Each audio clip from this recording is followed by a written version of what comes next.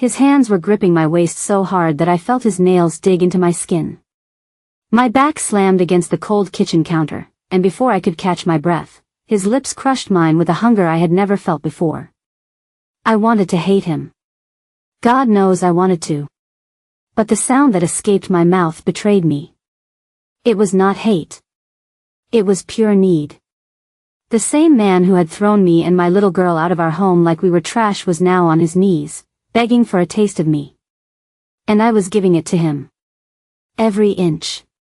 Every damn second. Because revenge tastes sweet when it is dripping down your thighs. Thank you so much to all my subscribers for standing by this channel. To all my new and returning viewers who have not subscribed yet, I cannot wait for you to hit that subscribe button because that is the fuel and energy that keeps me going. My name is Claire Matthews.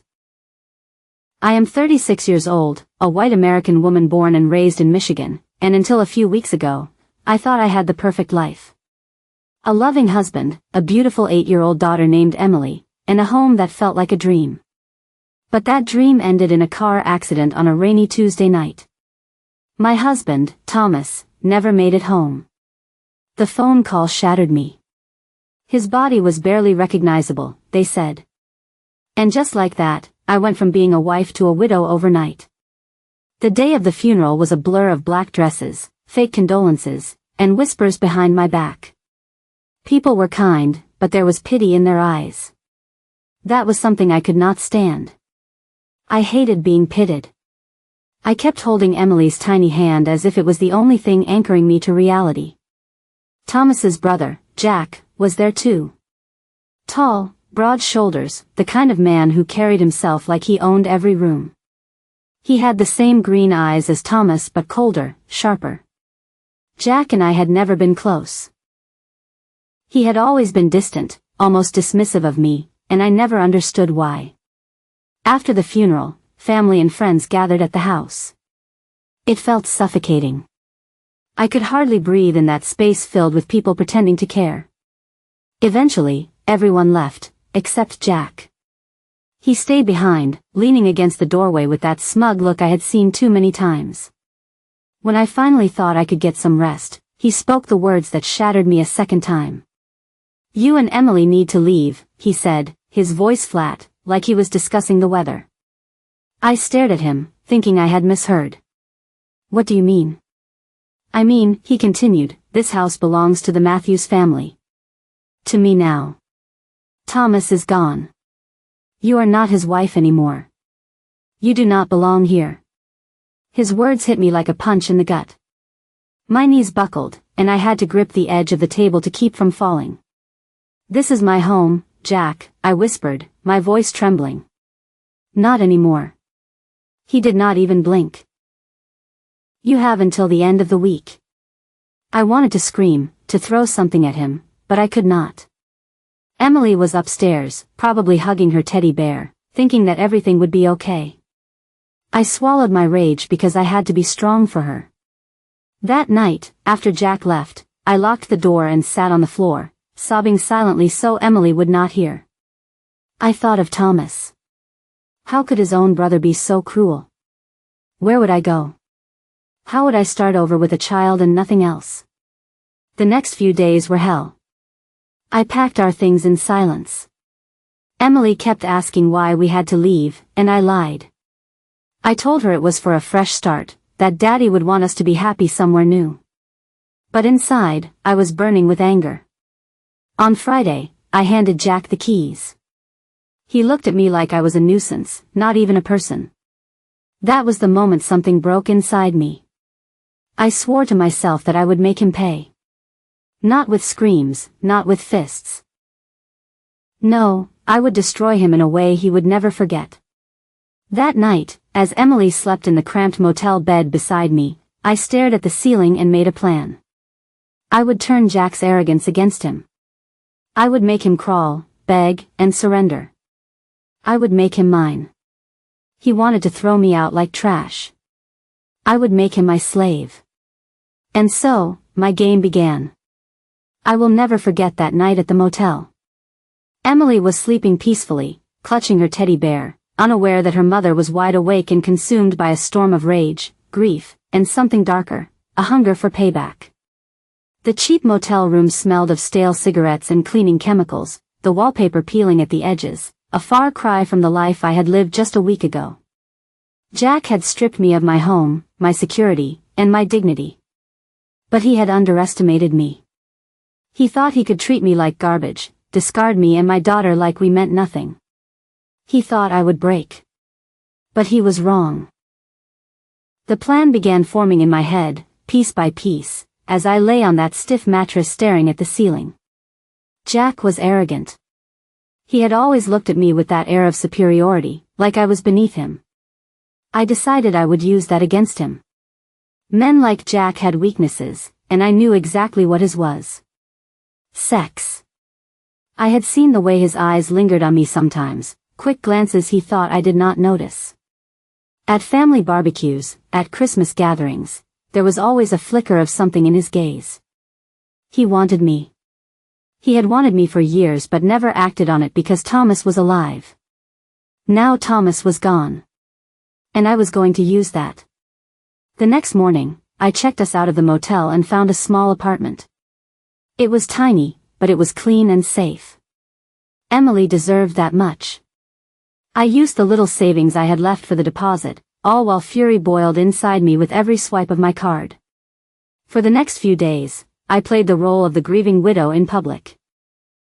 But behind closed doors, I was planning my move. I started with small steps. A text to Jack, thanking him for helping with the transition, though every word tasted like poison. He replied with a short, cold message, "Do not contact me unless it is about Emily." Perfect. The colder he acted, the easier it would be to tear him down when the time came. I began working on myself. Not just my mind, but my body. Grief had drained me, but revenge gave me energy. I hit the gym hard, running until my lungs burned, lifting until my arms ached. At night, I stood in front of the mirror and reminded myself who I was. Not a victim. Not a weak, discarded woman. I was a firestorm waiting to burn everything in my path. 2 weeks later, I made my move. It was a Saturday afternoon when I showed up at the house, his house now. Emily was spending the weekend with my mother, which gave me the freedom I needed. I wore a black dress that hugged every curve, the kind of dress that would make any man lose his composure. My hair was loose, cascading over my shoulders, and my lips were painted the deepest shade of red I owned. When Jack opened the door, the look on his face was priceless. His eyes swept over me from head to toe, lingering a little too long on my neckline before snapping back to my face. "What do you want, Claire?" His tone was sharp, but I caught the crack in his armor. "I came to talk," I said softly, stepping past him without waiting for permission. The scent of my perfume filled the air between us. I saw the way his jaw tightened. The house was exactly as I left it, except for one thing: it felt colder, emptier. Jack stood there, hands shoved in his pockets, trying to act unaffected. "About what?" he asked. I turned to face him slowly, letting the silence stretch just enough to make him uneasy. "About family. About Emily. About us." His brows furrowed. "There is no us." I smiled then, a slow, deliberate curve of my lips. "There could be." For a second, he froze. The mask slipped, and I saw it, the hunger in his eyes, the same one I had counted on. He took a step toward me, and I did not move. My heart was pounding, not from fear but from power. "You should leave," he muttered, but his voice lacked conviction. Instead of leaving, I walked closer until we were inches apart. I could feel his breath on my skin. My voice dropped to a whisper. "Do you really want me to?" That was all it took. His hands were on me before I could take another breath, pulling me against him with a force that nearly knocked me off my heels. His lips crashed into mine, hard and desperate, as if he had been starving for this moment. I kissed him back with equal hunger, not because I loved him, but because this was my victory. Every touch, every gasp, every moan was another piece of control slipping from his hands into mine. He lifted me onto the kitchen counter. The same one where I had cooked meals for my husband, and pushed my dress up. The cold marble sent a shiver down my spine, but nothing compared to the heat that burned between us. When he entered me, it was not gentle. It was rough, angry, like he was trying to claim something that was never his. But he did not understand. I was the one claiming him. I wrapped my legs around him and pulled him closer, biting down on his shoulder hard enough to leave a mark. His groan filled the kitchen, and I smiled against his skin. Because in that moment, I owned him. When it was over, he stood there breathing heavily, his shirt half open, his hands trembling. I slid off the counter slowly, fixing my dress like nothing had happened. He stared at me, eyes wide, a mix of guilt and desire swirling inside him. This was a mistake, he said, his voice shaking. I walked up to him, traced my finger down his chest, and whispered in his ear, "No, Jack. This is just the beginning." And then I left him standing there, broken and addicted, without looking back. Because now the game had truly begun. The next morning, I woke up with a sense of power I had not felt in years. Not since before Thomas died. Maybe not ever. I stood in front of the mirror, brushing my hair slowly, watching the reflection of a woman who was no longer broken. The grief was still there, but it was no longer eating me alive. Instead, it was fuel. And the fire inside me was burning hotter than ever. Jack had tasted me, and I knew what that meant. Men like him did not stop at one. They did not know how. He would come back for more, even if he hated himself for it. Especially because he hated himself for it. Guilt is a leash, and I was holding it now. I spent the entire day thinking about how to tighten that leash. I knew he would not call, not right away. He was too proud, too ashamed. But pride cracks under the weight of desire. And when it cracks, it shatters. I did not have to wait long. 2 days later, my phone buzzed with a message. "We need to talk. Tonight." I smiled. The hook was set. When I arrived at the house, he was already waiting by the door, pacing like a caged animal. His shirt was unbuttoned at the top, his hair slightly messy, and his eyes. God, those green eyes were burning with something he could not hide. "This cannot happen again," he said the moment I stepped inside. His voice was sharp, but it was trembling underneath. I walked past him without a word and set my purse on the table. "Then why am I here, Jack?" He said nothing. His jaw clenched, his fists balled. He looked like a man fighting a war he had already lost. "You hate me, do you not?" I asked softly, turning to face him. "For what happened?"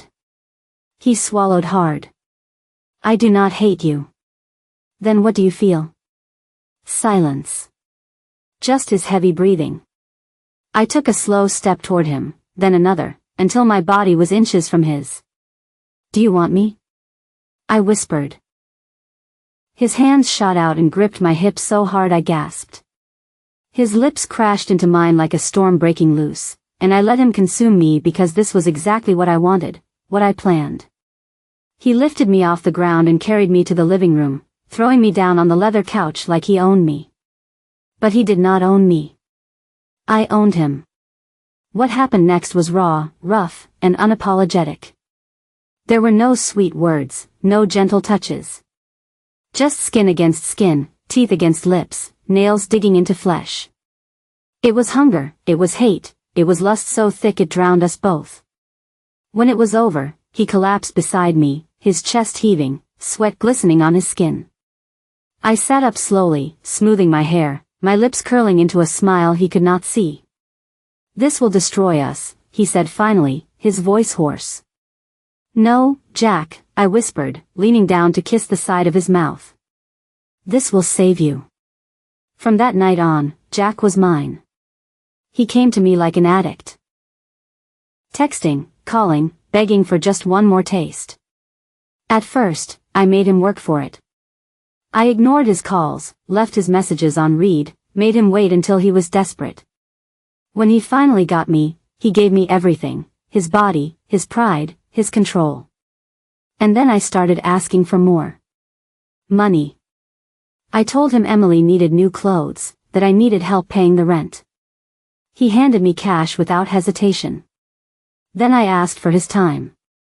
I told him he owed me dinners, weekends away. He agreed to all of it. Soon, I had him wrapped so tightly around my finger that he would have crawled across broken glass if I asked him to. I owned every inch of him, mind, body, soul. And I made sure he knew it. One night, I tied his hands behind his back with his own belt and made him kneel at my feet. His eyes burned with shame, but his body betrayed him. He was hard as a rock, begging without words. I slid my fingers into his hair and pulled his head back until he looked up at me. Say it, I whispered. Say what? His voice cracked. Say you are mine. His throat worked as he swallowed hard. I am yours. I smiled, slow and wicked. Good boy. Weeks passed, and my control over him grew stronger. But then something happened that nearly brought me to my knees. One evening, while Jack was in the shower, I wandered into his office looking for a pen. What I found instead was a folder with Thomas's name on it. My heart stopped when I opened it. Inside were documents, insurance policies, bank statements, legal papers, all pointing to one shocking truth. Thomas had changed his life insurance beneficiary from me to Jack 2 months before he died. And that was not all. There were emails between them. Heated arguments about money, about debts Thomas owed. In one email, Thomas wrote, "If anything happens to me, you better take care of Claire and Emily." I dropped the papers, my hands shaking. My husband had been in trouble. Jack knew. And now Jack had everything. I felt the room spin as another thought slammed into me. Was his death really an accident? Jack came out of the shower, a towel around his waist, smiling like a man who thought he was in control again. "What are you doing in here?" he asked casually.